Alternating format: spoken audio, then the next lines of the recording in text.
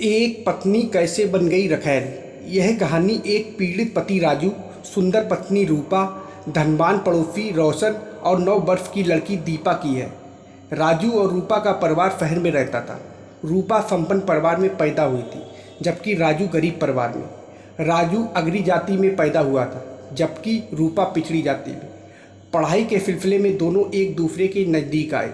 रूपा बहुत ही सुंदर लड़की थी। उसकी सुंदरता के कारण ही राजू रूपा के करीब आया।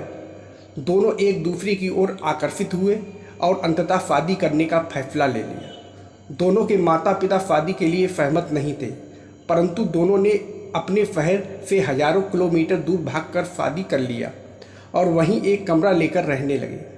पत्नी काफ़ी सुंदर थी और पति बेरोजगार था। दोनों की उम्र भी कम थी।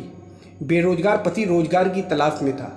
उसे नहीं मालूम था कि उन दोनों के जीवन में भारी मुसीबत आने वाली है। दरअसल दोनों दंपत्ति जिस मकान में रहते थे, उसके बगल में रोशन नामक एक धनवान युवक रहता था। वह दोनों के गरीबी का लाभ उठाकर पहले रूपा के नज़दीक आया और अंततः वह इतना नज़दीक आया कि रूपा और रोशन के बीच गोपनीय कुछ भी नहीं रहा। राजू दिन भर काम करके शाम को घर लौटता था।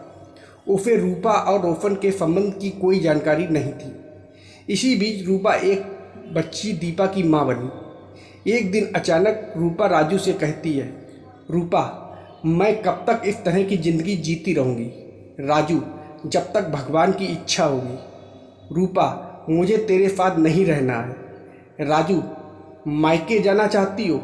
हम दोनों के परिवार वाले तो कब का संबंध तोड़ चुके हैं। रूपा, नहीं, मैं मायके नहीं जाऊँगी। राजू गंभीर मुद्रा में, तब कहाँ जाओगी? रूपा, आपको क्या मतलब? राजू, अरे तुम मेरी बीवी हो, मतलब मुझे नहीं रहेगा तो दूसरा किसको रहेगा? रूपा, मुझे हर परिस्थिति में तलाक चाहिए। राजू, अरे यह क्या बोल रही हो? रूपा, नहीं, मुझे तलाक चाहिए।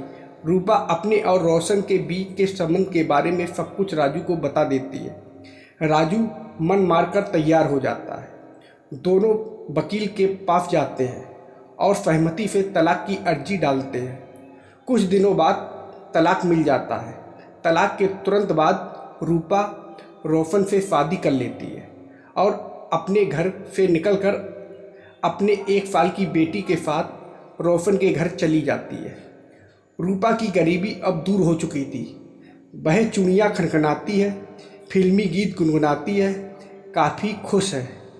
वह अपनी बेटी को राजू की तरफ झांकने भी नहीं देती है। राजू को रहा नहीं जाता है। वह एक दिन रूपा के पास जाता है। रूपा, क्या बात है? राजू, कुछ नहीं, यह कमरे की चाबी है जिसमें हम दोनों कभी साथ साथ रहते थे। मैंने मकान मालिक को महीने भर का किराया दे दिया है। वैसे तो तुम धनवान व्यक्ति की पत्नी हो गई हो, परंतु फिर भी मेरे कमरा में यदि दीपा के काम की कोई चीज़ हो तो निकाल लेना। मैं अब दूसरे शहर जा रहा हूँ। मैं नहीं चाहता हूँ कि दोनों का दाम्पत्य जीवन में मेरे कारण कोई परेशानी हो। हाँ, एक बात, मेरी बेटी का ख्याल रखना। रूपा, चिंता करने की कोई बात नहीं है तुमको। दीपा तुम्हारी बेटी नहीं है। दीपा के बायोलॉजिकल पिता रोशन है। राजू, मैं अब कुछ बोलने लायक नहीं हूँ मैडम, मैं अब जा रहा हूँ। राजू शहर छोड़कर लगभग 2000 किलोमीटर दूर बिल्कुल एक अनजान शहर की ओर रुख करता है। राजू के जाने के बाद रूपा अपना मोबाइल नंबर, ईमेल सब बदल देती है ताकि राजू से उसका कोई संपर्क नहीं रहे। अनजान शहर में राजू को एक अच्छा काम मिल गया। राजू का बाप राजू से खुश रहता था। राजू की जिंदगी पटरी पर लौट चुकी थी। बॉस द्वारा एक शादी का प्रस्ताव भी आया था, परंतु राजू ने इनकार कर दिया था। कुछ वर्षों के कठिन मेहनत के बाद राजू ने उस शहर में अपने लिए एक छोटा सा मकान भी खरीद लिया था। इस प्रकार राजू और रूपा के बिछड़े 5 वर्ष हो चुके थे। 5 वर्षों बाद राजू के मोबाइल पर एक कॉल आता है। वह कॉल किसी और की नहीं बल्कि रूपा का था। रूपा की आवाज़ सुनकर राजू को विश्वास ही नहीं हो रहा था कि वह वही रूपा है। दोनों में कोई बात नहीं हो रही थी क्योंकि रूपा केवल रो रही थी। कुछ देर बाद, राजू, बोलिए मैडम, कैसे याद आई? रूपा, मैडम मत बोलो राजू। राजू तो मैं क्या बोलूँ? रूपा मुझे रूपा बोलो। राजू नहीं, रूपा तो मेरी पत्नी थी, तुम तो अब धनवान पड़ोसी की पत्नी हो। रूपा नहीं राजू, रोशन ने मुझे घर से निकाल दिया है। राजू तुम अभी कहाँ हो? रूपा आईटी चौराहे पर। राजू तुम्हारे साथ और कौन है? रूपा मैं और दीपा। राजू तुम एयरपोर्ट पर आ जाओ, मैं दोनों का टिकट तुम्हारे मोबाइल पर भेज रहा हूँ। राजू और रूपा के शहर के बीच लगभग 2000 किलोमीटर की दूरी पर है। रूपा एयरपोर्ट पर आती है, जहाँ से फ्लाइट से वह राजू के शहर पहुँचती है। राजू पहले से एयरपोर्ट पर रूपा का इंतज़ार कर रहा था। एयरपोर्ट पर दोनों एक दूसरे के साथ लिपटते हैं, जी भरकर रोते हैं। राजू और रूपा कानूनी सलाह के लिए वकील के पास जाते हैं। राजू और रूपा हम दोनों पुनः शादी करना चाहते हैं। वकील जब तक रोशन और रूपा का तलाक नहीं हो जाता है तब तक आप दोनों की शादी नहीं हो सकती है।